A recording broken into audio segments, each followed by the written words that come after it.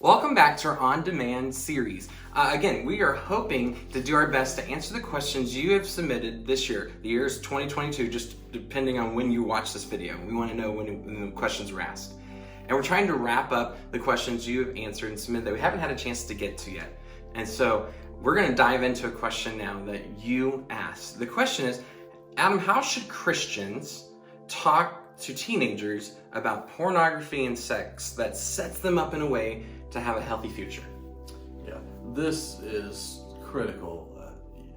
If you're around teenagers at all, if you have teens in your home, maybe your kids that are teens, or maybe you work in a school district, or you're just around teens in your church or somewhere, if you're around them at all, then you probably have recognized that the current culture of our teenagers is not always wholesome.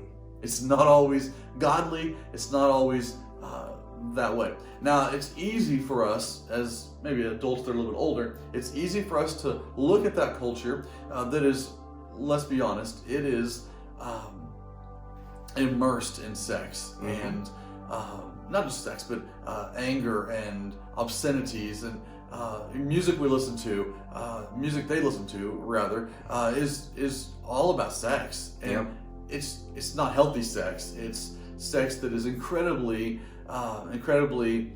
shameful and derogatory toward women, right? It's not healthy, and so it's immersed in that. So how do we help teens that are in that world have a marriage, have a life that is living in a healthy view of sex and things?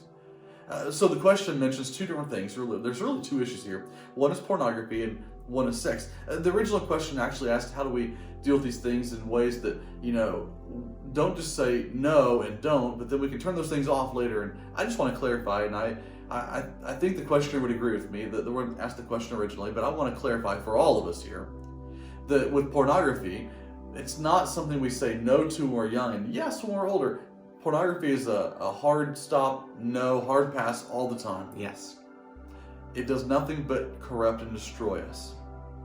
Jesus says even, if you think lustfully or look lustfully at a woman, then you've committed adultery. The act, the thought, the dwelling, the imagining, that is as bad as the action. Pornography is going to corrupt us 100%. It is. I think it's good to point out, though, too, that sometimes we hear things like that and think, those dang men in our church, right? And I think we have to realize, because I want to be careful. The statistics prove that women are just as bad about this as men are, at being addicted to pornography and stuff. So whether you're a guy or girl watching this, what you need to know is that I don't care who you are, pornography is a sin. Yeah. Because it's lustfully longing for people that are not yours to do that for. It's something that distorts what God created. And so we need to run from that as believers. Yeah. I get to teach relationship and sexual education classes in our local high schools all the time. You did for a season as well.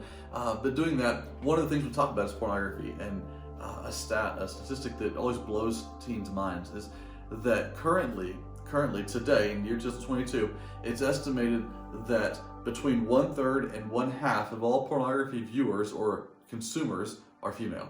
So it's both genders. We're talking about everybody here. Yep. And it corrupts us from the inside out. It turns us rotten at our core. Yep. It will wreck your relationships. It will wreck the way you view the opposite gender and yourself. It will wreck the way you view your spouse, all these things, right?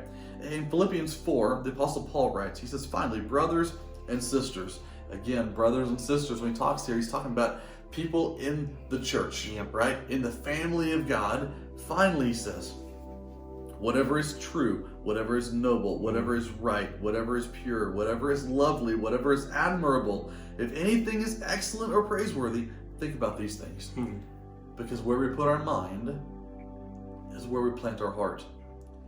Where we put our mind is what grows into our behaviors and our actions and our words. Absolutely.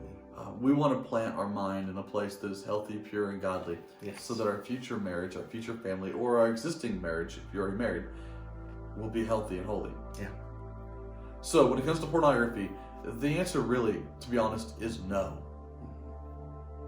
That's it. Now, we can say it in a lot of ways.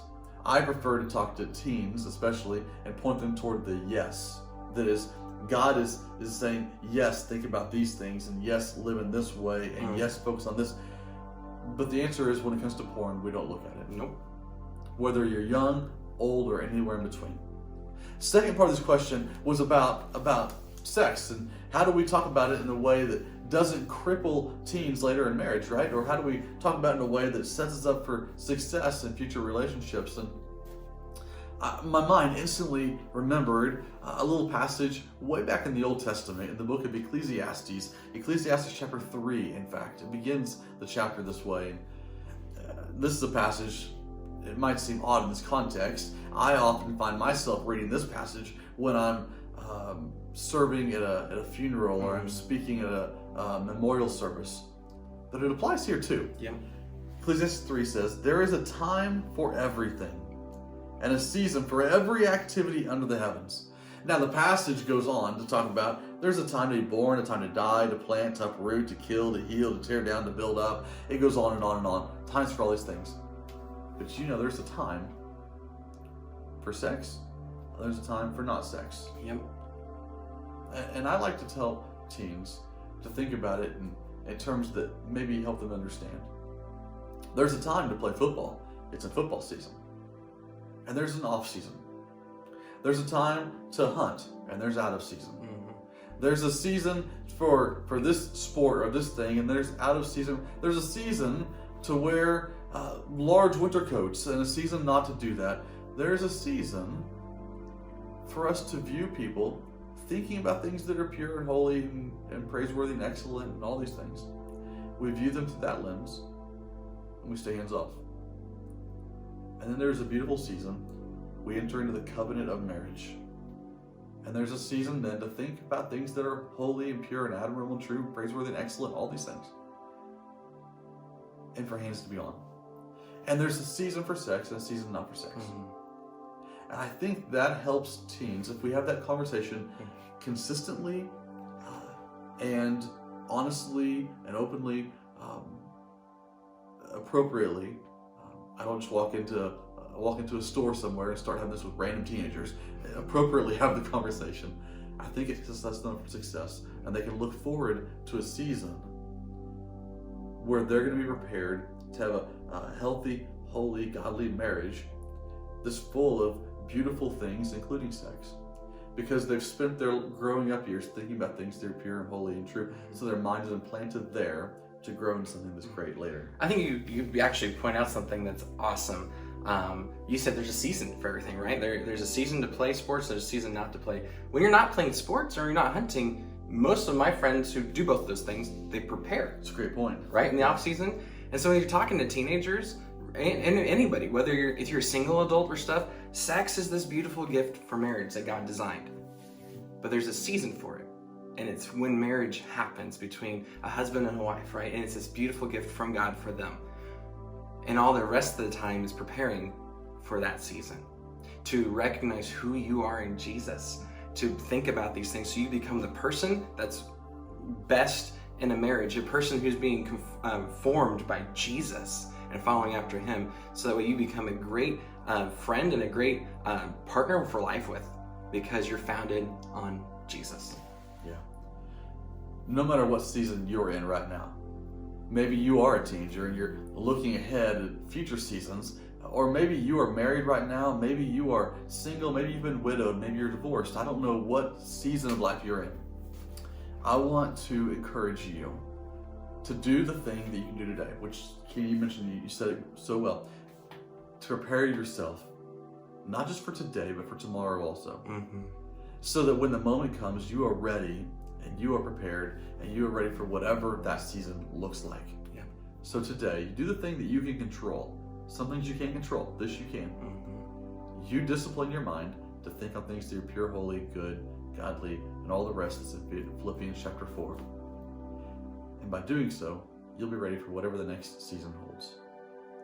I want to thank you for joining us today for this on-demand question. We're going to have more of these too, so keep checking back here on our YouTube channel, and you'll see more and more and more on-demand questions answered.